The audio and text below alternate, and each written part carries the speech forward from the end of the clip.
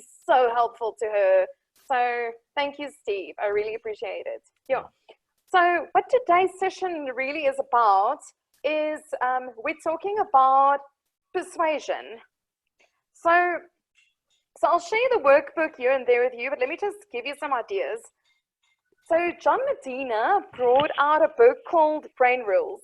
And that's the very first time that I actually learned about how do you make a message stickable. So I used to do training and I would get really frustrated because within a week after doing the training, people would forget what I said, right? So have you ever had that? You're actually conveying a message, Lorraine, you're saying yes, eh? Steve, I'm sure you've had that as well in your training. So my whole aim with trying to incorporate NLP into training has been, how do you make a message stickable so people remember what you said, but also like if you're trying to sell, you want the memorability, you want to be stickable. So Martin, if you're speaking to people, you want people to remember your name and be associated to you. You want them to know that Martin was the guy, right? So one of the first ways in which you could do that is specifically through storytelling. So when we were doing storytelling in our previous session, I just want to make sure that I actually mute everyone to eliminate some of the sound. Hello, Debbie. Welcome on board. I can see she's just joined in. Just do a wave for everyone to see you. Yay. So this is Debbie that I told you guys about. And as I said, Debbie is just going to join for the last 2 weeks, just so that you can have a bit of a group feel. Debbie, just say hi quickly for everyone so they can know where you're from. Where are you from? What do you do? I'm from East London. I'm a sales representative for a company called Floorworks. We sell and manufacture vinyl flooring.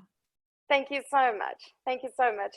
I was saying to them just now that we're having some technical issues on the slides, which I'll share afterwards, but I'll show you the workbook as we go throughout. Okay. And so what we've been speaking about just before you joined is all about how do you make your message sticky? So you might be speaking to clients and doing a sales presentation. How do you get them to remember what you've said? So you, in the flooring industry, would be speaking to architects, building contractors. How do they remember your name and what you spoke about? So one of the first ways that I learned through John Medina is specifically around making a message sticky. So can you guys see this workbook over here? Can you just show me your hand if you can see this workbook? Okay, brilliant. So I'll just show some things as we go along. So one of the first things that I learned through John Medina is he specifically spoke about how one night he was actually in his house and he heard sounds, and his wife was lying in the bed next to him and his kids were further down the corridor, and he literally like rolled out of bed, crept out of bed. He was like crawling down the corridor and he heard these sounds. It sounded like people were inside of his house, and then he saw these dark shadows. Anyway, and immediately, luckily he had his cell phone, so he phoned the police or his security company on speed dial from the bathroom, and there literally were people in his house trying to break in. So what he said, what happens, and what I've just done with you now is I've actually taken you there. So the moment you evoke any kind of emotions, so the moment you feel anxiety, fear, anticipation, so you guys were probably thinking like, oh my goodness, what happened? What if that would happen to me? So you were transported into the story of John Medina in his room, and you were possibly, your brain were actually firing those same emotions as he would have had. So you call that mirror neurons. So the moment you tell stories and the more emotions you get people to experience, the more sticky it becomes. So what happens is your amygdala brain which is reliant on emotions. And the moment you tap into emotions, which you do through storytelling, and as I'm saying, through the various emotions, people, it actually releases dopamine and it actually imprints on the memory of a person's brain. So I can give you examples. I don't know if I told you guys in the previous stories, did I tell you about how I did the otter hiking trail? I'm sure I did. I think, Steve, you were still talking about hiking, and you would still remember probably how I felt after 4 days of hiking, and I was, petrified. Is something going to go wrong with my foot? And I spoke in my own head, and I said, the worst thing that could possibly happen. And then I went through the shame and the anguish of everyone in the group that couldn't do the hike really well because of me, and they had to carry my backpack, and we had to swim through the Storms River with like this hurt foot. So everything that I'm telling you, it's all emotion based, and as I'm telling that, it's also firing those same mirror neurons in your own brain. So when you are trying to convey a message and make it sticky, the more emotions you can bring in, the better it will actually be. So that is one of the tips that I found. I actually have a story that I often refer to where I was on my way to see one of my friends, Nina, you know him, Michael Coyle, and he lives in the east of Pretoria, east of Johannesburg, and no, south, kind of. And I was driving on Empire Road, and suddenly this car in front of me was going really slow, and I thought it was like, hijackers. And I was like, oh my goodness, what's going to happen? So I felt like I was in the middle of a James Bond or a Jeffrey Archer or John Grisham. I was seeing the cars open, but I'm just completely like zoned out. I see it happening in slow motion. I kind of like wonder what's going to happen. The next moment, the two doors open out. Out pops a guy with a gun, literally, and he was a plainclothes policeman chasing a guy across the street. And there I am, driving behind the car, chasing the cop with the gun, not thinking for a moment that my own life could be in danger. So I've just done it again. I've taken you through my emotions, brought that story to life, and you will probably remember that. So when you use stories and you create that stickiness, people remember that. Example that I can give you that's also in the workbook that I'll share with you guys again is where you use metaphors. So I know that Corinne loved the one metaphor that I kept on using from my very first webinar, and it was the black pearls. So I was talking about the story of the black pearls and where it came from, and that it's an elite product. And I said, do you want to be seen as a black pearl? Do you actually want to establish yourself and actually come out higher in the market? Or do you want to be seen as like a Tassenberg wine, or do you want to be seen as a reserve wine? So in there, I was using objects, but I was also using metaphors. So even when Corinne was filling in her form for this specific course, she said she wants to establish herself as a black pearl. So it had stickiness. So can you come up with your own metaphors that people will remember? So you will find that probably even a year later after doing this course, you will still remember how I hurt my foot on the otter hiking trail. And if I told you the story of how I fell in front of a church of 2,000 people, also because I told myself that I must just not fall down those stairs, and still people know me as that girl that lost her shoe on the way down. Those are the kind of stories that you will remember, and it will make you remember that in your mind you need to reframe and change the message and change it into what you specifically want.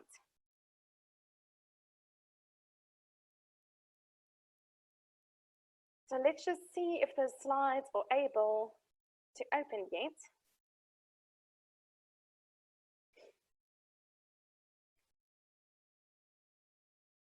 Still not. Okay, that's fine. So let me share the workbook as we go along. Okay, so can everyone see lessons from Steve Jobs? Just, can you hear me, Steve? Okay, so One of the best experts for me in public speaking is Steve Jobs. And I've actually posted for you guys in the Slack channel. Debbie, I'll still post it in yours. One of my favorite talks of his was where he did the MacBook Air launch. Did anyone see that? Did anyone see that video of the MacBook Air launch? And I'll just quickly chat you through it. So what he did was profound his use of props. So what you'll find is he makes use of very short sentences and he explains statistics with metaphors, almost like saying things like when he brought out the iPod, he said, you will have 1,000 songs in your pocket. So that was a really nice way of saying it, because at that stage, that was the beginning of virtual music. You could very easily get that. Right now, that's not a lot of music to listen to. So with the MacBook Air, what happened was he actually went and he spoke and he did a comparison on the various competitors. So you had all of these stats on the screen over here. Those were other iPhones and that, but he literally had these little graphs and he would say, what is the kind of operating form and power that you want in a laptop? So he spoke about all of the features and then he had very small slides, exactly like Steve was saying last week, which was keynote style, 1 or 2 images, 3 lines on the screen where he was simply talking to it, giving you the background, and then he said, so we're giving you this and this and this and this, but we wanted to really give you a sleeker, sexier look and feel. So then he walks over to a table that has an envelope on it, you know, like one of those plain brown envelopes, A4 envelopes, and out of that, he pulls the MacBook Air, and people went, wow. So I'm going to send you that video so you can look at it, but it was that sense of suspense, really simplicity, making use of metaphors. So he is like one of the best people that really has stickiness and really clear presentation. Another speech of his was referring to, can you see over here, connecting the dots? Did anyone see the connecting the dots speech of his? It was at one of the universities. He was addressing the graduates. Did any one of you just show me a thumbs up? As no one's seen that speech. So I'll just quickly, in a nutshell, speak to you what that metaphor is about. So Steve Jobs, in his speech, and I'll post that in the Slack channel for you as well, he said, life doesn't make sense to you looking forward, it makes sense looking backwards. So then he started telling about when he was at varsity, he was really unhappy and he was quite scared for his parents because they couldn't actually afford his varsity fees, right? So he started just dropping out of his classes so his parents wouldn't have to pay, and dropping into the classes that he wanted to attend. So one of the classes that he attended was calligraphy, fancy writing. You know, like with a felt pen, it's that fancy font writing, right? And then he said only years and years later did he realize that had he not taken those classes of calligraphy at varsity where he dropped out, that was the reason how they actually brought fonts into computers. So the first fonts was actually brought in due to Steve Jobs, due to his calligraphy classes. So he said, if you look back over your life, you can look back and connect the dots and see why you had to go through certain experiences and why it makes sense now. So he was using that metaphor, and a lot of people are now like just stealing that term. I'm sure you've heard it many times. It actually comes from him, I think, originally in that specific speech. But it's a beautiful way in which he showcases using a metaphor. And you'll see his storytelling style as well, jumping back over the periods.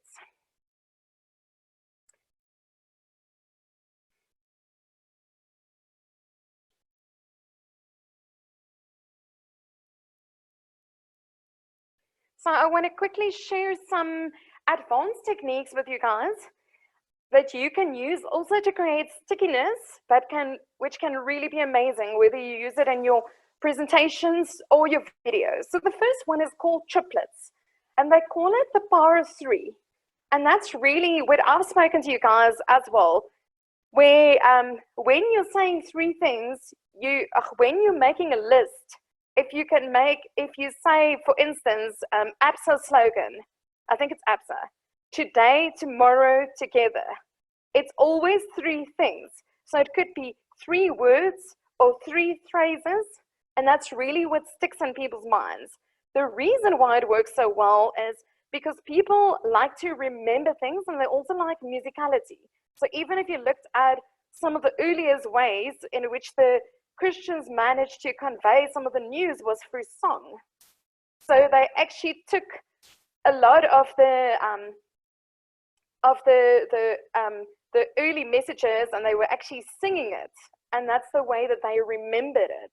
So if there could be any way for something to have a rhythm, or for people to actually remember it easier, that will create a lot of stickability.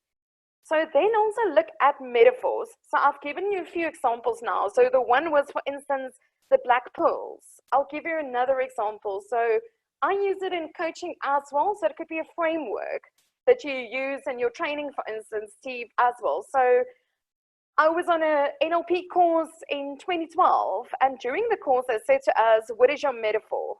So it was all about like, where are you at in your life right now?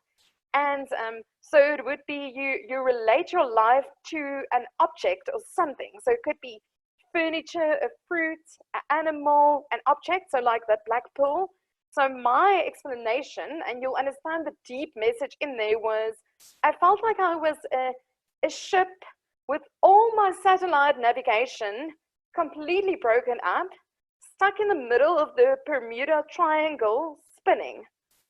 So can you see how I felt at that stage? I was like lost, overwhelmed, didn't feel connected to the world at all. So when you use metaphors or objects, and this could be something even right now when you're speaking to clients, you could use different metaphors and say, are you feeling like a ship that's, on calm water, or are you in the middle of a rapid? Or where is your boat floating right now? That would be a really interesting question. So you could use metaphors in a very interesting way to get a much deeper message. It immediately speaks to their brain and into their emotions. Another tool that you could use, if you're speaking at an event, for instance, this is a very powerful advanced technique, is a callback. So let's say you are on a webinar with a few other people and there's been a speaker before you. If you can write down a few things they said, or just refer back to their metaphor or something specifically, immediately there's huge levels of rapport.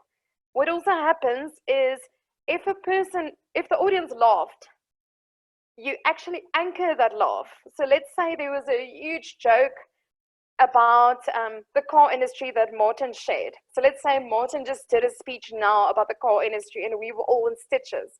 The moment any of us refers back to what Martin spoke about, it will anchor that laugh and we'll all laugh again. So it's a really powerful way to actually ride on the emotions.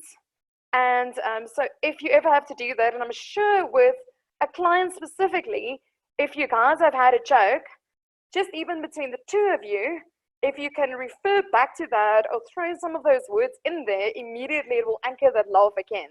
So it's a very powerful technique to use that not a lot of people use or know about. So any questions from you guys from this for now before we go into the next section where what do you guys think about these brain techniques so far? Any questions or comments that you want to make? Lorraine, I'll quickly unmute you and then I'll unmute Steve now. Lorraine, I tried to unmute you. Okay, Lorraine. Just a question with the with your like the anchoring into the laugh or something. What is your purpose there? It's somebody else's message and you connecting. So yeah. What it's about is that's more like, so if you're doing, let's say you are doing when you were doing those events originally face-to-face with like other facilitators, that's the kind of place where, remember right at the beginning, I said to you guys, how do you want to make the audience feel? If people laugh, it's a positive thing, right? Okay. It actually has to do with like the camaraderie, the vibe, the experience. So the moment you can get people to laugh more, they actually feel better because it actually releases dopamine. So there's even something they called laughter therapy. It actually helps your brain as well. So the more we laugh, the better for us. So it's really just to, there's a guy that I value a lot of in what he says. Everyone doesn't agree with him, but he always says, people say, do you need to bring humor in what you do? And he said, only if you want to be paid. So a lot of people don't agree with that. But the more lighthearted things can be, the more enjoyable things can be. People don't like doing things that's seriously boring and that they don't see the relevance. So bringing in a bit of humor or vibe is always a good thing. Does that answer your question, Lorraine? Okay, brilliant. Steve, I am unmuting you. Great, thanks. Just to go back to Lorraine, that technique of referring to the previous speaker's thing it works fantastically because it firstly gives credibility to the first person and to you, okay? Because, we both got a similar kind of connection there. It's respectful, okay? Trying to build that person up and reinforcing that message that you're alluding to. And it also validates the kind of concept that you both share, okay? So it's immensely powerful to do that. But just picking up on the triplets and the metaphor thing, I was on a webinar last night giving a presentation, and it was with cryptocurrency, and I was linking nature. And there were two things that apparently stuck with them that I kind of shared with them. Is in my introduction, I spoke to them and referred to their cryptocurrency as a wacky way to wealth. Okay, and then they thought that was a pretty cool way of describing what they do. Okay, and then can I just add something to that? Yeah. So that's actually in the workbook. What he did was alliteration. So he was using www. Just say the word again, Steve. Wacky way to wealth. Can you guys hear that? How good it sounds, eh? So just the fact that he's using a consonant 3 times, that's a power of 3 plus alliteration. That is profound, but you thought it up, you know, so it's all about the design. Thank you, Steve. You can continue. And then there was another one there that just trying to get them to understand that there needs to be a future in their business. And so I told them that they need to make sure that their children have some value that comes out of the cryptocurrency that they're playing with, so that they are a chip off the old blockchain. And that gave a lot of laughter into the room as well. Yeah, it was fun. A chip of the old blockchain. That's brilliant. And what did you do with the humor? Did you wait a bit so that people calm down, or like, what's your strategy there if people laugh? I only had my face up, so I wasn't actually watching, but with the kind of main presenter, I was watching him and his reaction, and he was saying something about that raised a lot of hands. So yeah. Awesome. So the next section I want us to go into has been one of my most popular ones, and I've done talks on this a lot. So I want you to make notes, and I'll share the workbook as well, but make notes as I'm talking. And something that I recently learned that I'm trying of more now, especially because the slides are giving me issues, luckily we have the workbook to refer to as well, is they call it, I can't remember the word now, but what it's about is I'm talking to you and I'm going between showing you slides and showing my head. So what it's about is you don't want to keep the audience too long in the same frame of mind. So even if we're doing things like, so different ways of doing it, they call it, I think, almost like a pacemaker kind of thing. So some of it, you would be chatting to the person, then you'll say, go type something in the chat box. then we do an anecdote, then you're seeing my face, then I'm showing slides, then I'm taking the slides off. So it kind of like just moves it around. So you don't want to be in the frame of mind too long of they call what I'm in now a talking head. But what I've realized is in almost all of our sessions, I have never really not open it up to just look at you guys.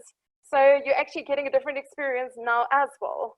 So I think what it's all about is being quicker. So already having your slides open on the different screens so you can click through it or whatever you're doing. So right now I actually have a PDF open, which I'm sharing with you, which is open on the other screen. So when I share screen, I don't share the screen in front of me, I share the screen on the side. So it helps me so I can actually look at you and engage with you. Otherwise I'm looking here and that's really irritating for you, you know? So it's all about being mindful about looking into your webcam or looking into your camera so that people feel like you're actually looking at them. You know, they don't feel disconnected. So that's just a little tip for you guys in terms of something I've just recently learned. So what this talk is about is I was in sales for more than 15 years. So everything from textbooks, I was marketing textbooks for Oxford publishers, and then I was marketing textbooks for Pearson publishers. And how things worked, it was very much a long sales process. So at universities, I would go to a university lecturer, for instance, the psychology first year lecturer at University of Pretoria, and I would need to convince them to prescribe my textbook from Oxford publishers, and they would compare it to many others, and then they would prescribe it, which means that the students would need to buy that book, you know. So it was, that was our methodology. It was very much relationship selling over a longer period of time. And what I found is, so that was some of the work that I did. Then I went, when I was working at Pearson Publishers, we had to then convince 5 campuses of one college to choose your publishing house. And like, let's say there's 53 books and there's 20 publishers you're competing against. So you would go maybe 5, 6 to 8 times a year and go do presentations at the various campuses and have discussions. And it was very much relationship selling to, again, get them to prescribe your textbook. But what I realized, even when I went over to Entrepreneur Magazine, where it was much more hardcore, because there it was a monthly deadline, you had to get people into online or print, you had certain targets. So even in all of those interactions, I found you'll speak to people, you'll do a needs analysis, and I would think, I can only take the freaking horse to the water. I can't force it to drink. So sometimes there would be incredible campaigns and opportunities. I was speaking to the heads of marketing of Gibbs Business School, for instance, and I would think to myself, are they freaking stupid? Why don't they want to take this deal? It really makes sense. So what this talk is about is core persuasion techniques. What can you use? So this can be specific things you can bring into your videos. This is specific things you can bring into your email campaigns. You can bring it into your webinar. So for instance, Nina was doing some of this in her offer, and I'll highlight some of that when we go into that. And that can help people feel the need and a sense of urgency to act quicker. And you can use a lot of these or not, but it's up to you. And you'll probably notice, and I'll give you examples from the advertising industry and different industries, how people are using this all of the time. So do you guys think persuasion is evil, or do you think it's okay to persuade people to buy something if it's actually beneficial to them? So anyone just raise your hand and give me your opinion, like, is it okay to convince someone to buy your products and services?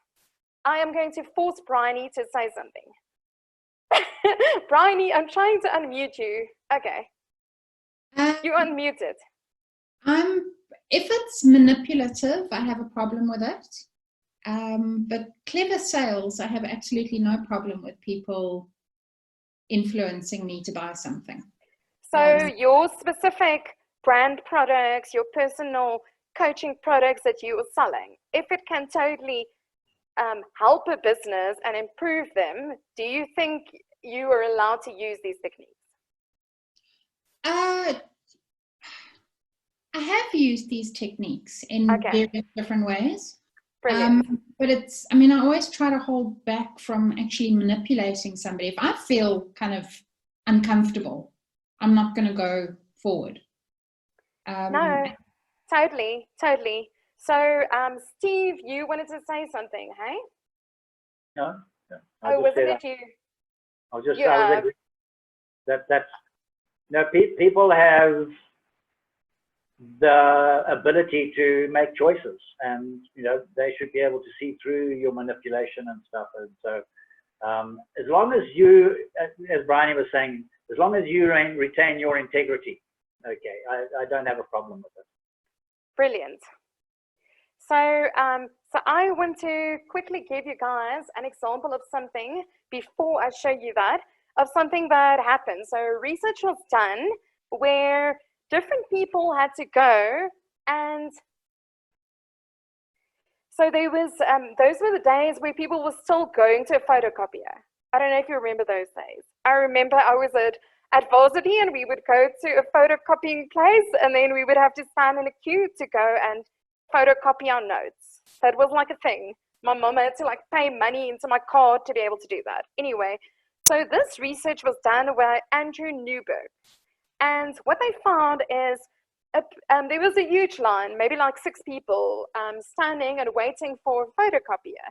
And this random person came along and said, "Excuse me, can I go to the front, please?" And what do you guys think happened? Do you think this person was allowed to go or not? Like Nina saying no, okay? And Steve saying yes. So in this example, the person wasn't allowed. But the moment they started using the word because, even if it wasn't a valid reason, so the person went, "Excuse me, please can I go in the front? Because I'm in a hurry." That's not even a good enough reason to give the person your place, right?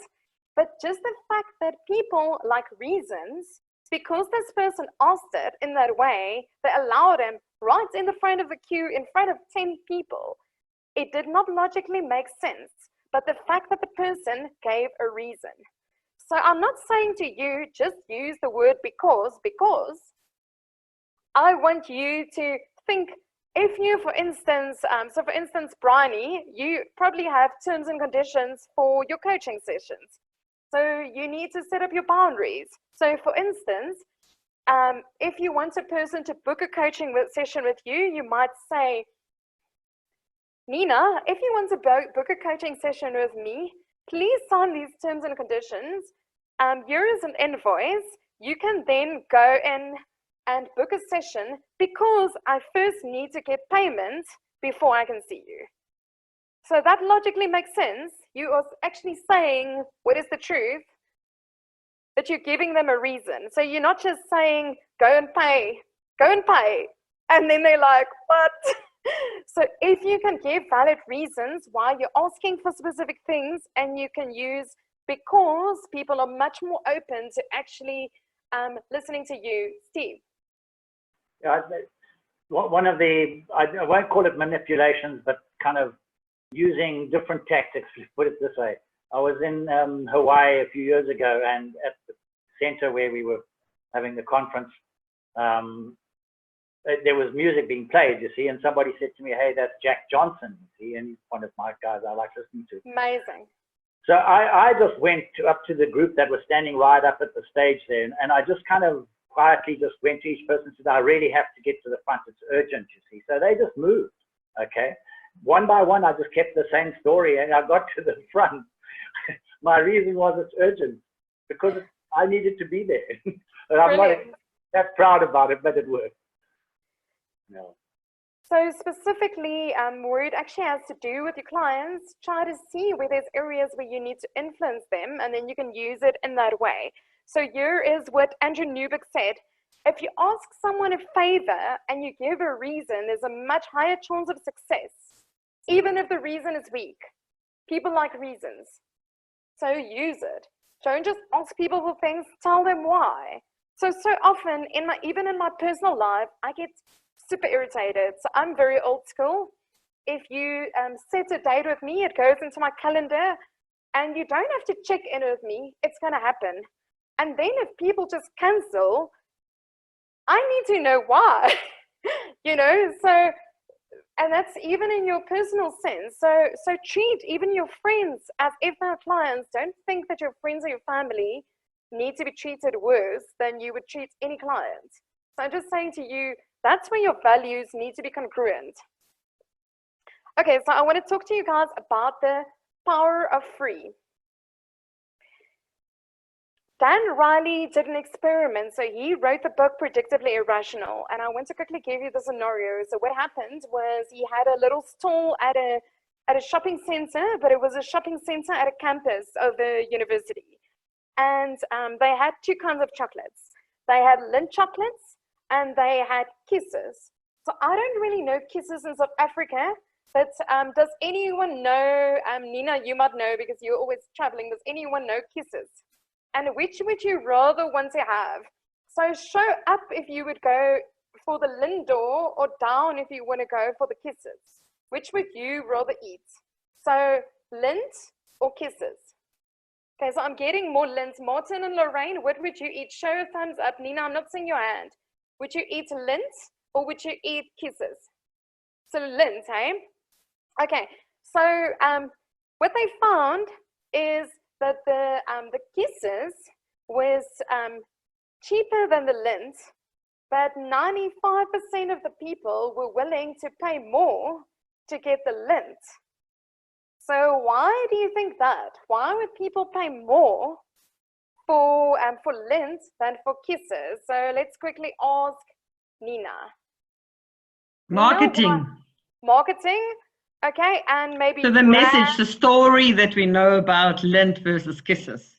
So it's seen as a more, that was almost like Irene, it's almost like the black pearls we were speaking about, hey? It's seen, it's perceived as a better quality product, okay? And people enjoy it so much more. Okay, so something interesting happened.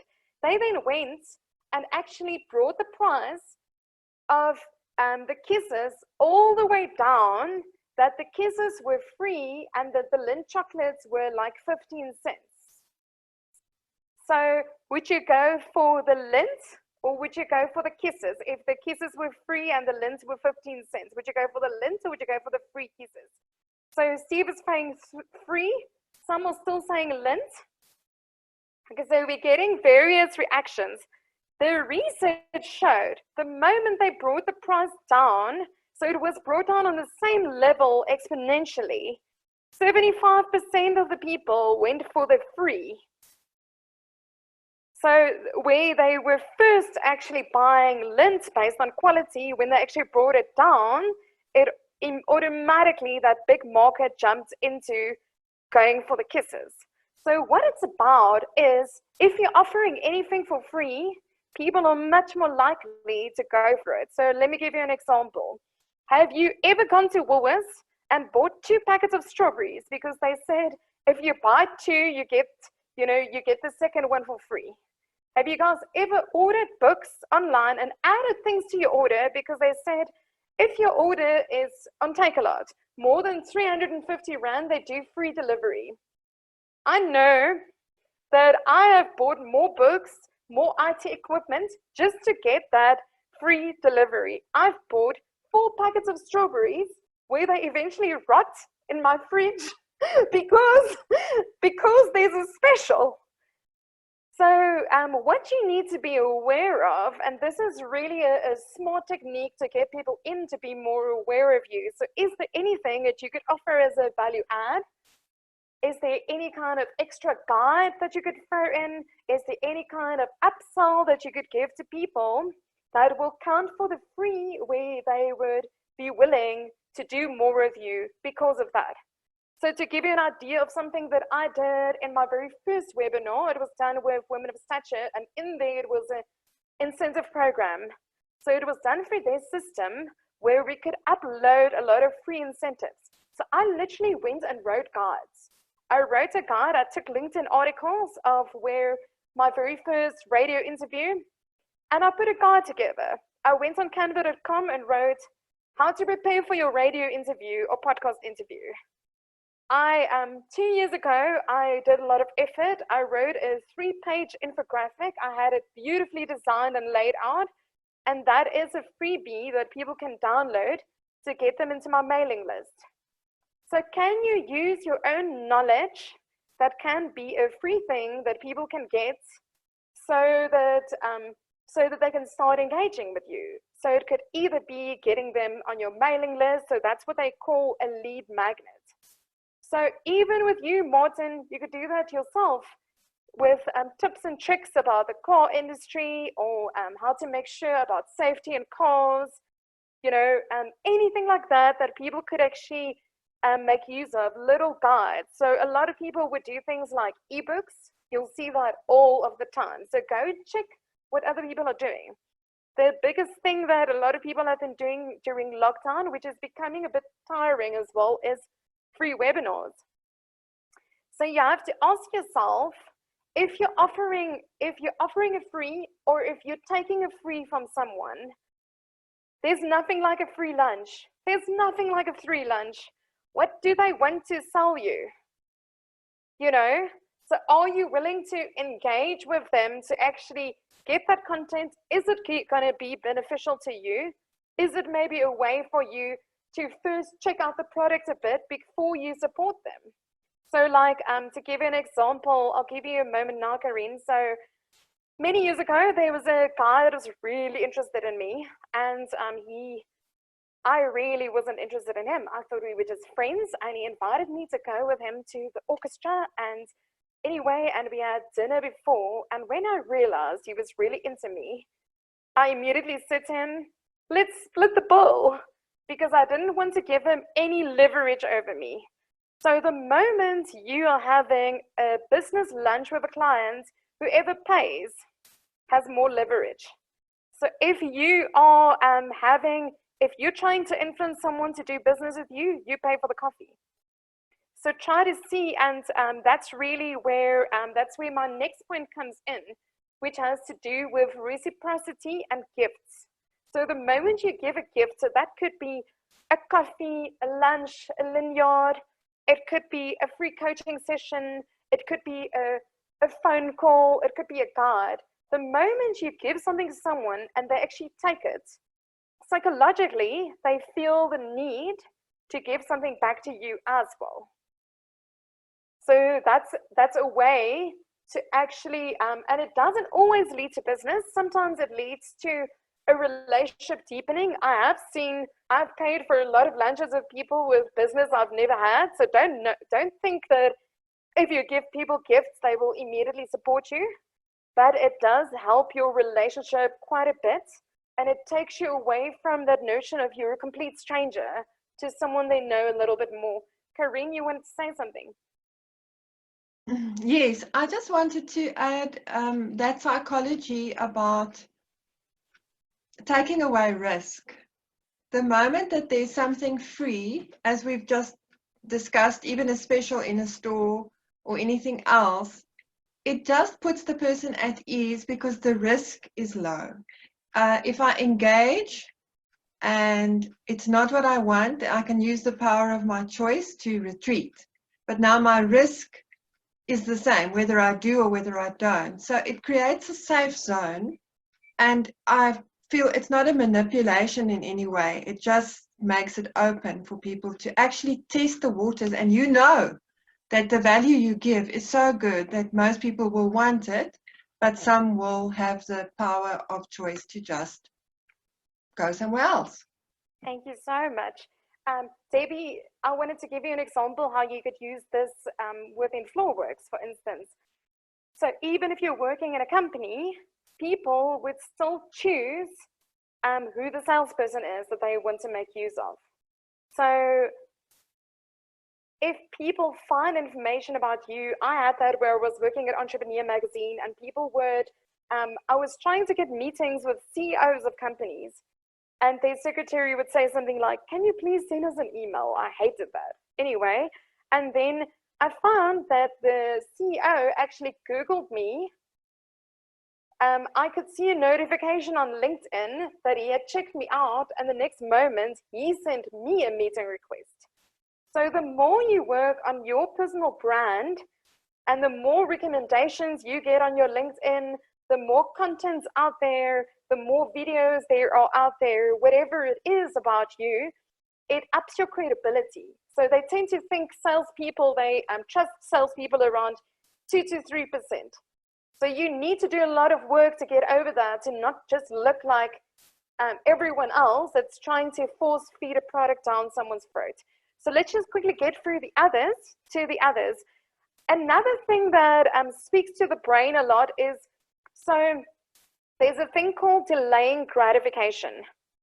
So what that's about, M. Scott Peck wrote in his book about this, Road Less Traveled, and he said it's the #1 skill that most adults need to learn, but they never did. Supposed to learn this in kindergarten. And it's all about, if you want to have success in life, you need to work hard to get it. So for instance, during lockdown, if we're going to eat all the food that's available to us and never exercise, we're all going to like burst out of our clothing. But what has been created in society is instant gratification. So people love instant gratification, and that's something that you can give them that would help them to actually buy from you quicker. So if you say to them, the offer is only valid for so many days. If you buy now, you get this included. So anything where you kind of like take away the delaying gratification into instant gratification will pique people's interest, and they will feel like, oh, I now need to do something. So Nina spoke quite a bit about webinars that she was attending on Webinar Jam, and what they do there really well with the instant gratification is at the end of the webinar, you can put a clock up, and it actually has a countdown timer. And I've experienced that where I was on a Lauren Dallas summit, and the freaking clock down timer started, and I was like, okay, let me go get my credit card, and I just booked right there and then. The offer was still valid for 3 days, but the fact that the clock was there made me freak out a little bit. So it kind of like just creates that sense of urgency. So what you'll find is, if you are a business owner or if you're in sales, you need to create a sense of urgency with your clients, because you can't wait 50 years for them to buy from you. You don't have that time. Hey, Martin, you can't do all of that effort and then, you know, maybe by the time you die, they buy the car from you. You have targets every month, so you need to do, and that's why Funky Campaigns comes in. Nina, you are unmuted. Okay. Can you hear me? So just a quick one on that you have to create a sense of urgency, but I also had experience over the last couple of days where I've joined like an online training of sorts, and they also had like the clock and everything, and I felt so committed, and I was sitting there, and then I realized that the clock like just returned to 0 and it started again the process. Yeah. And what happened was, it was a broadcast. So a broadcast is where it's a webinar replay and you can just, you know, watch it anytime. And I was so upset, and I felt like the integrity of the company, like I felt like they did me in, because yeah, I was prepared to put 2 hours aside and, you know, pay attention to them. And when I realized that the clock just ticks over every 10 minutes, I just felt a sense of like, wow, so you created this false sense of urgency. And they did it a second time round where they said, no, to sign up for this particular coaching, you have to sign up and pay by this date. And then I never even got the information to start on the day. And when I went on the website, I realized again, it was just a bunch of replays. And they obviously were just trying to create that sense of urgency. But in turn, it's made me skeptical of the company. That's just something to keep in mind. So when you do, thank you so much, Nina. That was so valuable. When you do any kind of sense of urgency and you say the offer is valid until then, make the freaking offer stop. So make sure that you actually follow through on what you say, so that the person doesn't then go to the link and say like, you were lying. So I actually went on a Gielan Gork sales seminar, and he said something along the lines of, people are always trying to figure out where are you going to slip up. So when you're selling to people, they are always going to go like, this just might be too good to be true. So whatever you say, follow through on your promises. So when you say to the person, I'm going to get back to you, I'm going to send this to you, do it. Because if you don't, then they feel like you've lied to them. So that's just one of the things that I've realized. And he actually said, go back and think about people that you might think the leader's gone cold, or that the people are treating you in a weird way, and try to ask yourself, did I forget to send them something? So I actually had an experience like that where a client of mine, I was training them every month. And as part of my agreement with them was I would always give them, I give like feedback forms, and then I would send them feedback around that. And I had literally forgotten. And do you know that that manager, he never asked me for it, but he held it against me. So when I went to the training session the next time, he said, where was the feedback? And he was like really weird about it. And I realized I made that promise. So I immediately afterwards went home, sat on my chair for 4 hours, compiled 2 months worth of feedback and sent it to them. You know, and I had to work hard to repair the relationship. So that is just exactly like Nina's saying, have integrity, follow through with your promises. Okay, so in terms of scarcity, the moment you only give a certain amount of people or a certain amount of time, that also creates a huge thing. So if you only open up an offer to a certain amount of people, immediately feels much more elite. So what happens in terms of scarcity, I'll give you an example of something that happened.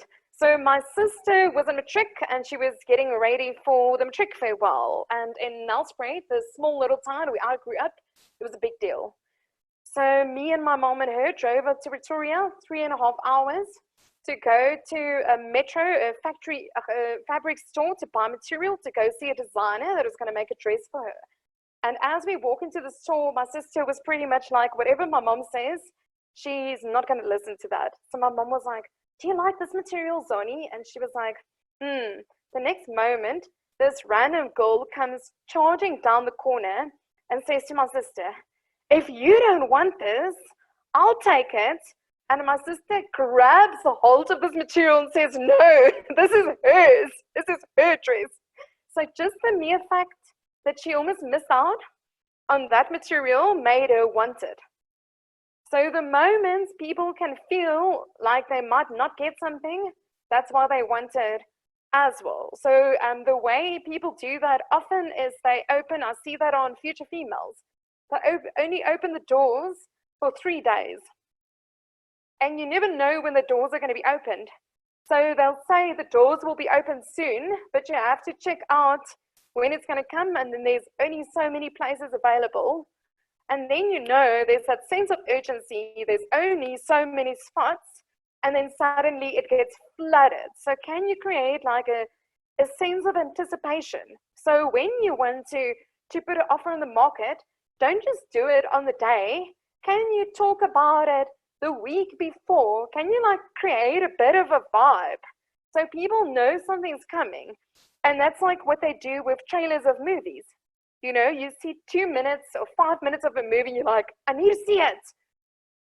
You know, and they do that for months before. What do they do with series? Like you have to wait 9 months to get to see that series, but you can't wait. You know, you're practically sitting on your couch. You've scheduled in the time when it's going to go live because they created that sense of anticipation. So how can you do that same thing? So Morten, for you, when you know that there's a premium car that's going to be bought, can you actually start saying to them, we're going to the auction next week. There's a high chance we'll pick up a Porsche. You know, you'll see those people get onto your waiting list to be the first to be told about that car. They'll say to you, this is my budget, just get it. This is what I want. So you want to get to a place where people are like wanting what you have specifically. And that's why people really do campaigns. Another example that I can give you is, did any one of you read The President's Keeper? So, so Martin says yes. So I was so scared that that book was going to be censored. You know, they said the book's going to be censored, and there was waiting lists for the books. I had exclusive books. All the books were sold out already. And I was like, oh my goodness, I'm not going to get the chance to read this book. So I bought it on Kindle, and I don't even own a Kindle. So I had to read it on my cell phone. So what you find with scarcity, and that's usually where censorship comes in. The moment people say, and especially in South Africa, the moment they say something's not allowed, we're going to remove something, suddenly everyone wants it. So Nina, I'm sure that with touring and traveling, and the moment it's going to be open, it's going to be flooded because people haven't been allowed to. The moment people are going to be allowed to go to a poor liquor store again, oh my goodness, you know, lots of accidents on the road, lots of drunk and driving. So I'm just saying to you, the moment something is not allowed, did any one of you watch the movie Searching for Sugar Man based on Rodriguez's life? So I'm getting a few yeses. So what was happening, just in a nutshell for the benefit of Debbie, is Rodriguez's music was actually censored by the South African government so badly that they literally scratched out his songs on the record so that the radio DJs couldn't play it on radio. An American lady went and visited her boyfriend in South Africa and illegally brought a CD or a tape along, and the underground movement started in South Africa, spreading his music. So don't tell South Africans they can't do anything. They'll find a way of doing it. You know, so that's really one of the things where the moment people think that they're not allowed to do something, they actually want to do more of it. So let's just quickly get to the last ones. In terms of authority, they actually found, and they did research and found that if a physiotherapist, the way that they are seen as much more credible, if they have these certificates on the walls as you're coming into the place, and the patient actually sees their credibility, their qualifications, there is like a 90% higher chance that they will listen to them and do the exercises at home than if they didn't show that sense of authority. So what you will find in bad ways, what people also do is you'll get cons. They would walk into hospital and they'll wear a certain uniform. So if they manage to steal a stethoscope of a doctor or put on a white jacket, you'll immediately assume they're a doctor. And you'll probably take medicine that they're offering you because we make shortcuts in our mind. So what I want to ask you is, what is your audience expecting you to look like? You know, what will show authority? So do you need to dress in a certain way? Do you need to show some of your qualifications or your credibility on your website? What are some of the things that will actually give you more authority to be seen as credible? So something that I do as a speaker that works really well is you need to always, if you're speaking somewhere, you need someone to introduce you and you need to give them a proper introduction. And that's not your entire history of everything that you've done, because you're going to bore people to sleep.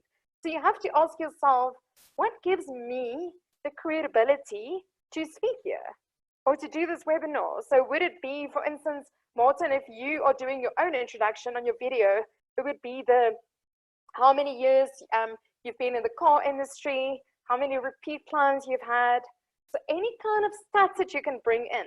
So if you can, Shayla, if you can, for instance, go and count your coaching hours. You've done 2,000 coaching hours with 5,300 people. Okay, that doesn't make sense. But you get what I mean. So the moment you start bringing in numbers, so Nina, look at the amount of tours you've done. Look at the amount of restaurants you visited. So go and do some calculations and see how many hours have you done, how many people have you serviced. That all counts in terms of your credibility. So, so Deborah, you could even refer to the square meters of floors that have been laid, or you know, and in terms of the clients that you've seen, the amount of architects, whatever it might be. So you could refer to years, projects, but that all gives credibility specifically. So if you guys want, I can send you guys an example of an intro that I use, which brings in a bit of personality, because you don't want to bore people to sleep. So you're actually bringing in stats and figures in 3 things. You know, what's giving you the credibility to talk about it, and then you bring in a bit of personality. So at the end, I say something like, if she's not training, speaking, or coaching, you can find her having a glass of red wine with her husband, hiking up a mountain, or jumping in a waterfall. That gives a bit of my personality, interest. You get what I mean?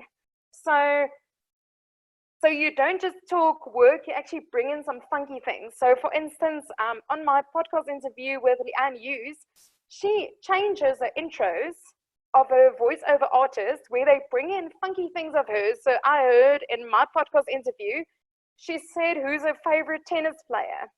So it said, welcome to the first time facilitator with Leanne Hughes, whose favorite tennis player is Pete Sampras. You know, and it had said the objective of the podcast and all of that, but it brought in a bit of flavor. So can you look at those kinds of things as well? Then you need to look at likability. So people are going to choose to do business with you based on if they like you or not. And some of the easiest ways to do that is, can you find common ground? So can you very quickly give someone a genuine compliment, or can you find something in common? So if I was at a sales meeting, what I would do when I was in the textbook industry is I would be really naughty and I'd see what's behind me, a book rack, a bookcase. So I would check out their books and say, oh, you're into Stephen Covey. You know, I would start talking about the books that they have, because there would be the commonality. When you are with a person face to face, you could look at photos that's on their desk if you're in their office. But can you, these days, it becomes so easy. Can you go stalk them on LinkedIn and Facebook and see what their hobbies are? Can you see where they grew up? Can you see if there's any commonality? Can you go see if there's any friends that you have in common and ask them about those friends? So those are just little ways to show a person that there's something in common that you have as well. Debbie, I am just unmuting you. I'm just trying to unmute you. Debbie, can you unmute yourself?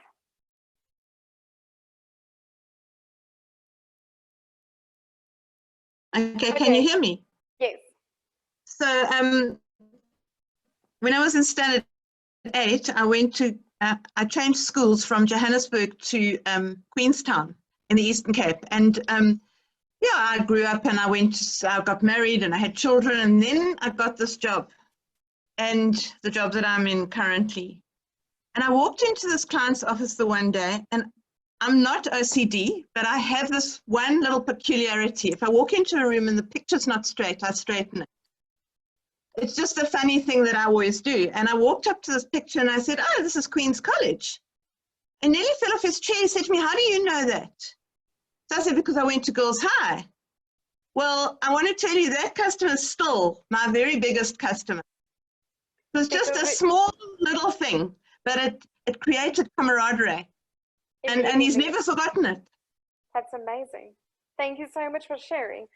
Guys, I'm going to quickly run through these because I need to get to something else as well. I'm just going to chat you through this quickly. Consensus is another one. So what was happening in Cape Town, for instance, I don't know how long ago it was. It was probably more than a year ago. They were having serious droughts, right? So the people were actually showering in buckets and crazy things. I heard these, there were these hectic campaigns going on. And I remember, I think it was Misty Yules in Nina when I was there with you once, where they even had a sign up there to say, look after the environment, please reuse your towels. So what they were doing in this research by Dr. Robert Caldini is they tried to see if they put up a sign and create consensus and say, other people like you, they decided to reuse their towel. So they literally just put up a sign like that in the hotel room, and guess what? 80% more people then didn't throw the towel on the floor just because they said it. So how you can use this, and this is a very smart way, for instance, what they use in restaurants or if you have different products. So can you kind of go and see what are the trends? What are the things that people enjoy? So I know, for instance, if I go to a brand new restaurant, I'll always say to the waiter, what do people enjoy here? You know, what do the ladies enjoy here? And then they'll probably say, oh, the salmon, but do it like this and this and this. Ask for the salad, have this sauce, ask for it grilled. And then he'll say to me, other people like you enjoyed this.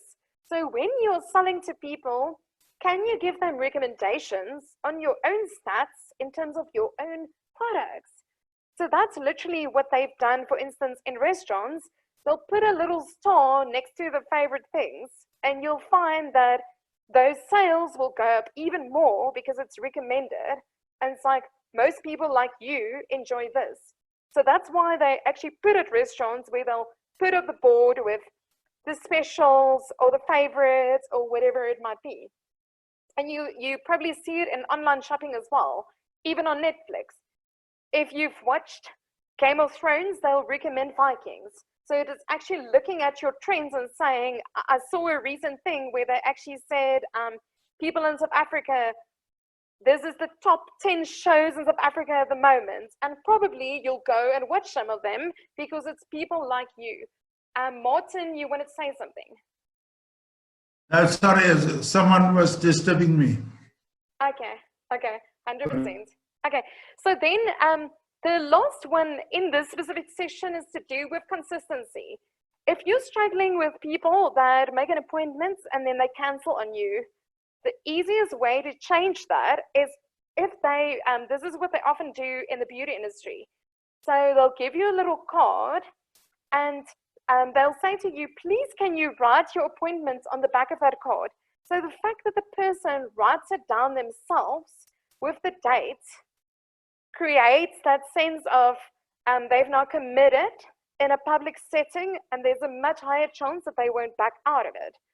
So what I'm doing often in the course with you guys in terms of consistency is I'll get your buy-in in a public setting and I'll say to you, so guys, and this is literally what's going to happen next week, you're going to have to present to us. Debbie, you don't have to, everyone else has to. And you know, I get your buy-in and say, is that okay with you? Can we go ahead? Or you bought into that, all of that. Once you've said yes in a public setting, you can't pull out. So you'll lose face. So when you say things in front of other people, there's a much higher chance that you will actually pull through with it.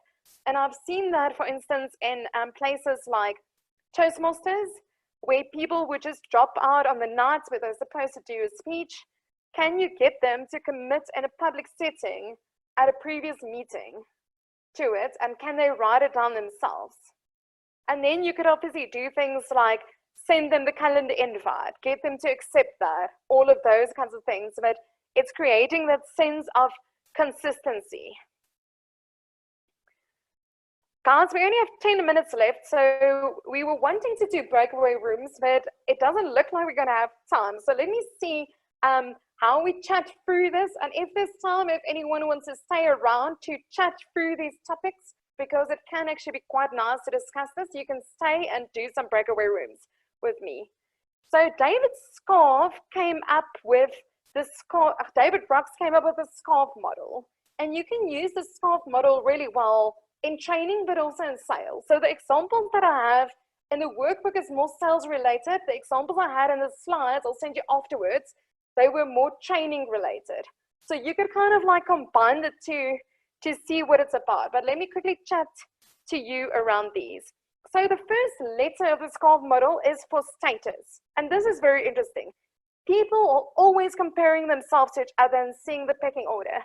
Like, am I more important than this person?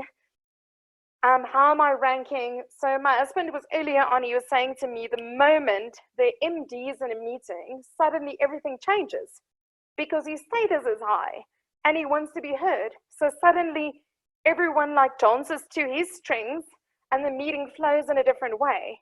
So if you are doing a training session, you need to figure out people's status. And if you were working with people in the corporate space, ways in which to do that is you could find out how long people have been in leadership positions. You can figure out who's the person everyone first looks at before they give you an answer, because they don't want to lose face in front of that person. Can you get that person on your side and actually ask their input, ask them questions so they also feel important and like they're your partner? So the moment a person feels like their status is being threatened,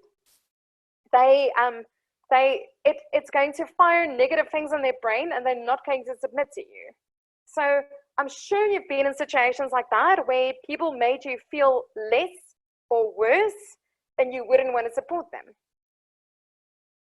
So has anyone ever felt, so let's just quickly read this. I know this is now not science. So when our status gets challenged, the stress hormones gets released, which is associated with physical pain, and we feel pain. You really do feel the pain, and it will impact your behavior. So Nina, when I think when those people were insincere with you as well, it was also going against actually the letter, the very last one is F, stands for fairness. You didn't feel like it was fair. They weren't treating you fairly. They weren't having integrity. So you'll find when you actually go through this, and I'll give you guys a link where you can go do a SCARF assessment of a team or yourself to kind of see what are your hotspots. Because you'll find yourself behaving in different ways based on these things. Okay, so the next one has to do with certainty. So what certainty is about, and I'll just quickly share about it, is people love patterns and people like certainty. So people like to know what they can expect. So some of the ways that you can create certainty, for instance, in a course, is can you have clear outcomes at the beginning? Can people know what you're going to cover? If you're going to have a meeting with a client, can you set a specific time and can you stick to it? So if you're saying your meeting is going to be an hour, can you stick to that? Can you at the beginning of your meeting say, we've scheduled it for an hour, is that fine? So sometimes what you'll find is people are super stressed out. Maybe you're in their diary for an hour, but now something bad has happened. You don't know that they don't have the full hour. You've never checked in on that. You've never communicated that you want to take an hour. You haven't actually gotten to the point where you are maybe explaining your products and services. You're doing needs analysis. Half an hour is over in the meeting. You're thinking you're going to have another 30 minutes and they say, I'm sorry, I need to go now. And you don't actually reach the result that you want. So always give people the option to know how long something's going to be and check in with them if they are happy with that. So specifically with webinars and that as well, even if you're doing things like, for instance, a Facebook Live, can you actually create that anticipation, let people know when it's going to be and how long it's going to be, what time till what time, so that there is that sense of certainty. Something else you can do for certainty, so it's all about people like to know that they can predict. So they like following patterns. They like to know the flow. So Martin, I can give you an example of something I saw with Toyota once. So when I was working at Auto Trader, I was coaching the salespeople, and they actually on a desk, they had a flow diagram of their process. So it showed, you know, the person would walk into the dealership, then they would make up their mind, and then they would speak to the bank. So there was like the whole process of everything that needs to happen until you get to delivery. So if you come up and you get it designed, or even with a client, you can draw it. You can draw it for them on a piece of paper or on a screen, and you show people, this is the process, where are you at right now? And they'll say, Martin, I've actually been doing research for the last 6 months, so I've made up my mind. It has to be a Volvo, what. Then you can show them, oh, you actually have a year. You've already done all the research. Oh, you've already done all the bank clearings. Great. You actually have a year. The only thing that now needs to happen is this, this, and this. So if you can show people a structure of what they need to do in order to do business with you, it will take away so much of hassles. So either images that you have, people love pictures, so they can just see a flow diagram thing, or you could make it on a PowerPoint with arrows, or you could literally say step 1, step 2. So Nina, for instance, should you go back to touring, that could be the kind of thing as well. You know, what is the process? What is the turnaround time? So that people can see there's a lot of work that needs to happen on your side before they physically go on the tour. You know, so that they can also see to value your time. So I know that many industries, for instance, in IT as well, they need to do a lot of pre-work before the client actually, before they can start programming. So what they do is they actually work in the time so that they can ask for the time afterwards, which they've already done as part of the build work. So they work the pre-work into their final fee. So these kinds of things could help you in that regard as well. And people really like certainty. So I never really knew about certainty. So I was always too scared to say to people they need to pay up front when I was working at Entrepreneur Magazine. And then I realized, just speak about the freaking elephant in the room. They know that they're going to need to pay. The first meeting you have to them, talk about it, say to them, so when will you know about your budgets? How our terms work as you need to pay up front. So if you first need to save for that, that's fine. You know, we work in a 3-month ratio. So we could probably get you in on like in 3 months time in that issue. So pre-sell and communicate to people so they actually are sure about how your processes work, and don't be shy about it. Just be honest and sincere. Then you get autonomy, and I'll quickly just chat to you about that. I'm just going to chat to you. I'm not going to show you this because you have the workbook. Let me rather chat to you about it. Autonomy is about people want to have choice. So people don't want to feel that exactly like you were probably feeling, Nina, with the clock. You were feeling like they're forcing something down your throat.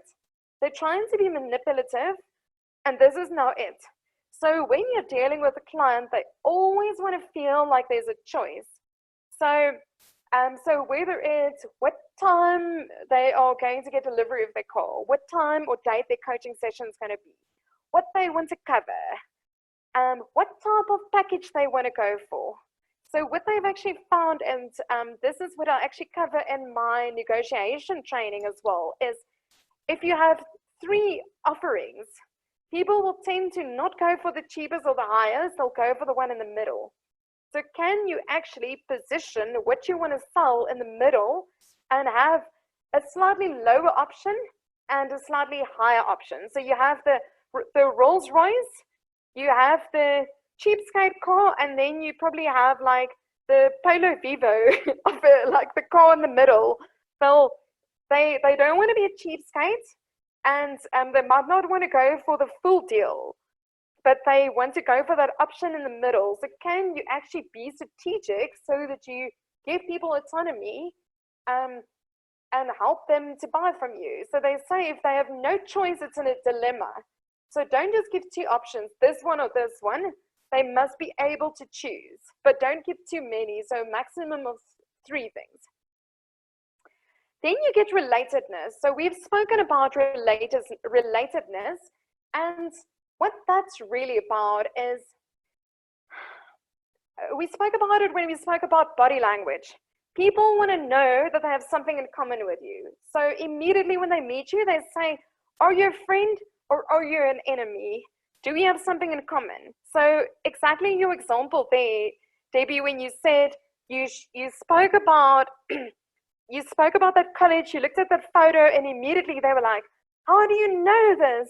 We have something in common. Wow, we're from the same valley. So the moment people feel that there's something they have in common with you, that's where there's a much greater sense of rapport. So remember what we did in week 1, we did the empathy map. So are there things, struggles that they're going through, pains they're going through, things that they want that you have in common with them? Can you talk about those things? Can you share experiences out of your own life that, that would create that sense of relatedness? And then the last one is called fairness. And I know I can be quite hectic about this. And just look at this picture. So this guy says, for a fair selection, everybody has to take the same exam. Please climb that tree. And just see if all of them will be able to climb the tree, even the fish. You know, so people need to know that it's fair. It's fair to them. So is it fair? And that's actually a beautiful value. It's part of the Rotary Club, where they say, is it fair to everyone concerned? So when you're trying to persuade, is it a win-win? Is it really to the value of the clients you're trying to do them in? If you wouldn't recommend your family member, your brother, your sister, your mother, your father, to buy that product or service from you if they were in the same position as your client, don't sell it. So you need to know that it's a fair thing, that people would really find value out of it, because otherwise you're not being sincere and you're not treating them fairly. So yeah. So guys, that is in a nutshell. We have reached our end of the time, so I know that some of you will want to be able to go. I'm still going to be here just to talk about what's going to happen. Is I have obviously set up coaching sessions with all of you. Martin, I still need to get a time with you. You can decide what you want to focus on. Do you want to deliver a speech and get feedback? Is there something else you need help with? So, so Debbie, yours will be much later, not now. So what Karina's given me specific things that she wants to work on. So decide, what do you need help with? And let me know so that we can work on that. If you actually want to get proper feedback on your speech, what I usually do with clients, if they want to perfect something, so let's say like elevator pitch, or if you've now done a video pitch, maybe you actually want help in getting the wording correctly, or making a story really impactful, and I can help you brainstorm on that to really make that sleek and sexy. So there's a lot of different things that I can do for you. So let me know what help you need that would actually help take you forward, but make it something that you can then use afterwards. So if you are going to present something or work on something that will take your business forward. And then in our very last session, I'm going to focus on videos, and I'll give you some editing techniques, how to do Instagram stories. I'll show you some things around Canva and that to make things impactful. And then you're going to get the opportunity to present to the group again and get feedback. So what I would encourage you to do is time yourself, because that's going to be obviously next week. Time yourself so you make sure you're actually sticking to the time, and depending on what you do. So let's say you've done work with me to get it great, and then you practice so that when you are live in the session, it's going to be recorded, and maybe I can cut that for each one of you that you actually have a video to use. So that is just an option for you. You know, if you're actually going to put in the effort, it could actually be something worthwhile for you to actually use in your marketing from that session. So any questions from you guys? I'm just going to unmute you. What did you guys think about today? What can you use out of this? I'm obviously going to send you the slides and the workbook.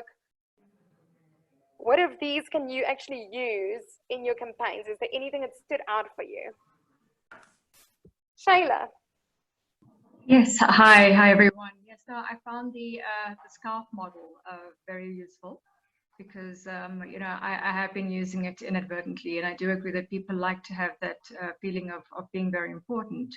And you know, while you were going through everything, it was good, because you know how one uses these techniques themselves, and also how you see other people use them well on you, and sometimes not so well on you, and that's good to learn from. Where people try and be over familiar in terms of relationship building. I mean, there was an estate agent who started using the word we and ours, you know, when referring to a property, and that just completely put me off. I was thinking, how is it going to be her property as well? You know, that's just one example, and then you get other people who do it really well. like Yoke, who does it in a very classy way that you don't Shame feel is sweet. like you're being sold to. I think it's I don't think it's easy. I think it's something we need to be mindful of always and to be sincere. Thank you so much for that, Shayla. I appreciate that. Lorraine, for you, is there something that you want to implement? Yeah, I must say it's building my business is makes it a bit difficult that I don't have a lot of experience. I've actually done more now. I suppose, yeah, it's quite difficult because I don't have a lot of connection with people within their homes. I've done talks and stuff, but it's different. I think what I'd really like to work on is the actual videoing. So I almost would like to find out if there's a chance that I could have a meeting after your 6th session, because I think that for me is the biggest learning, and that's for me what I'd like to get the most out of.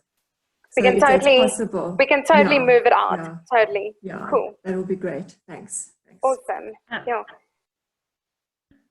Nina? So just wanted to know, so for next week, are we presenting exactly the same? Whatever you want. Whatever you want. But is it the same criteria in terms of the objectives that you've given us the last time? What do you want to see us improve on? I'm just trying to make sure I understand the objectives. So what I want you to look at is look at everything that you've learned, and the thing that you haven't used yet is the story worksheet that I sent you about the hero's journey. So if you wanted to maybe do something about a case study of a previous client, or you want to test out a story. So to give you an example, how you can use a story is, so on Friday, I was interviewed on Leanne Yu's podcast, and she's in Australia. And how you use stories as case studies is, so she gave me questions to prepare, and obviously you want to showcase, you know, your business and your expertise in a certain light and all of that, right? But stories gives you the credibility. So I had to look at the questions and think, what stories can I go fetch that shows that I know something? You know, so she was asking me questions about how do you use NLP in training? And I gave a lot of ideas. I put the link to you guys on the group anyway. And I went and fetched a story of a team build while I was working at Entrepreneur Magazine, where they literally wanted to throw us out of the botanical gardens because we hadn't paid and booked, but we didn't know about it. So it was this whole hectic scenario of what happened, what could happen, and how I then used the techniques. So it was a humorous story, but showcasing that I know NLP and I can implement it, and I can teach it to people in a way to use to get out of a tough spot. You know, so that was an example. So try to think for yourself, if you had to showcase something and show a certain level of expertise. So Nina, do that whole thing of what do you want the audience to think, feel, and do. You know, go through that whole sheet you did the last time. What is the genre going to be like? Is it going to be humorous? Is it going to be this? Or do you actually just want to create credibility? Is it like where Marissa was on a radio interview and where they were asking her about mini chess? Do you actually want to give an example, like what I said to her, if she could actually talk about a certain school where people were having an issue and then they brought mini chess in and what happened? That would be a beautiful story that you could use. So I'm not saying to you, this is going to have to be a finished presentation, because 3 minutes is only 3 minutes. You know, so it's a section. So you don't have to have an opening, a body, and a conclusion. This could literally just be your body. That's fine, but I would like to actually challenge you guys to do a kind of a story that showcases something about you, something about your business that puts you and your brand in a favorable light, because people will buy into you and they'll buy into your story. And can you evoke emotions? So can you, like I was giving you that James Bond example of where I was, you know, driving behind the car that I thought it was a hijacking. Can you go find a story that actually has a point in your industry? So it could be why you got into the industry, or changes you had to make, or issues you had with your car, Martin, or where you realized why safety and security is important because your child nearly died. Or it has to be the truth, obviously. But like, that's what actually showcases it, you know. People choose to buy into certain features because they really care about it, you know. So any other questions? Steve, is there anything you want to implement out of today specifically? Yeah, what I'm coming to a realization, and it was something that I think Karan said in when I gave my presentation, is I still have to define my product, okay, and what I'm offering. I have to get it down into something that's saleable, more tangible, that people can, more concrete. It's still too up in the air as to exactly what's good. But today's sessions helped me make some headway into that. Yeah. Because that will create the certainty where people like know this is what they can buy from you. This or this or this or this, you know. Yeah. So this is the mainline offer. That's the upsell. That's the base level if you just want to test out something little. And that's the freebie if you just wanted to go and listen to a video or listen to a podcast or, you know, attend that free webinar. What is the first sale? The actual thing you want to sell, and what is the high-end product? Yeah. The Rolls Royce as it, you know. Yeah. Martin, for you? Yeah, I think today was an eye-opener for me. I really learned a few things today. And I like that quote, how do you make a horse want to drink water, make him thirsty? It's very, very good. It was very good today. Thanks. That's a pleasure. So Debbie, just for you, this was your first time with this group. I'm trying to unmute you again. Can you unmute yourself? I just can't get you unmuted. Here we go. What did you think of today? Oh, I loved it. I think it's very, I've just got to work out how it applies to our business, because our product is not, it's not something, it's tangible, but it's first of all, it's a sale that only happens down the line when the project is completed. So sometimes it takes 3 years before that sale actually concludes or comes into being. And then how to apply what you were talking about into what don't I use? Yeah. That will be interesting for me. There's some things there that I don't use, but there's some things that just came naturally to me. So, definitely. You know, but I think my big thing is to be able to do this online, because that is the direction that the company's going in, and that's what I need to find out. How do you do this? What I've done for 20 years, how do I do it online and professionally with credibility? Yeah. We used to have a sales director when I was at Auto Trader, and every month she would come up with some kind of a campaign. And this is the reason. There needs to be a deadline. There needs to be an offering. People need to know that there's only a selective group. So I mean, they did something for Black Friday, which was just literally a one-day thing, but they often had campaigns for 3 weeks or 3 months. So if you think about it, it's actually just special offers that you're bringing out. So you see it all the time. If you're going to, even if you go to Nando's or a restaurant or whatever, they would have their mini campaigns there to say, if you buy the quarter chicken and you do this, you get the chips for free, or you could add any kind of a salad. So they do combos. And that's what we also need to do in our own businesses, you know? Bryony, just the last thing from you. Am I on mute? No, I'm not on mute. No, okay. You're not. Quick apologies for being so late today. I got caught up in a few things and lost track of time, so I missed the first half an hour. But I think the important bit for me was about kind of integrity and authenticity and really being true to yourself. So that's an important part for me. I think the other part was the relatedness, so finding kind of common ground.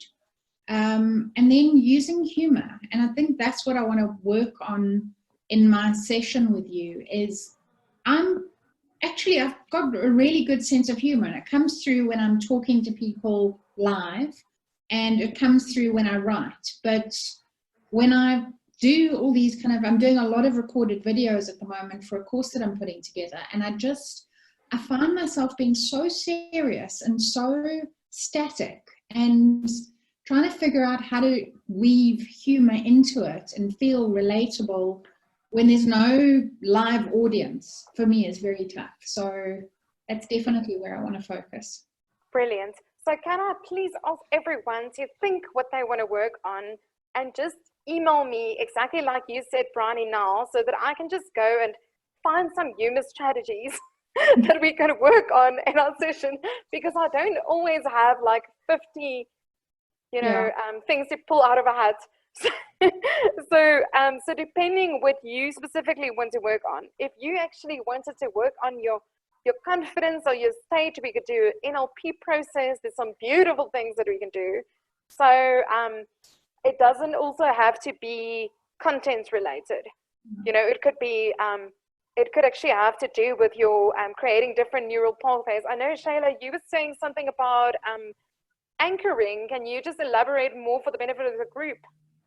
Hi everyone. Yes, there's this NLP technique called anchoring, and I wanted just a reminder of it and exactly how to do it. So I'm going to be doing that with Yoke on Friday. So what is your understanding of anchoring? My understanding of anchoring is finding a part of the body that you can easily tap and press to create the preferred state that one seeks to have.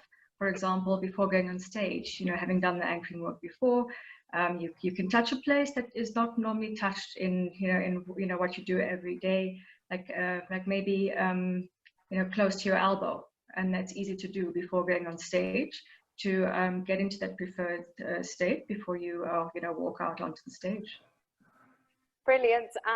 What I prefer doing than a specific place of body is doing a circle of excellence, which I can show you, which is which you put out on the floor and you then absorb it, so it actually becomes part of you. So you don't have to touch anything. It's actually in you, so it's actually more of a mental thing. So you can anchor with sounds as well and just accessing a state, but we'll talk about that.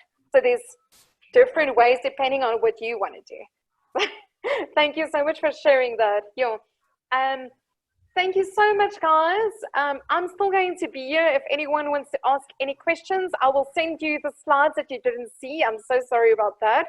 And thank you for humoring me and being okay with working through with the technical difficulties. And I guess that's just what we need to do. And I'm really looking forward to having one-on-one time with you. I've sent you the Zoom links.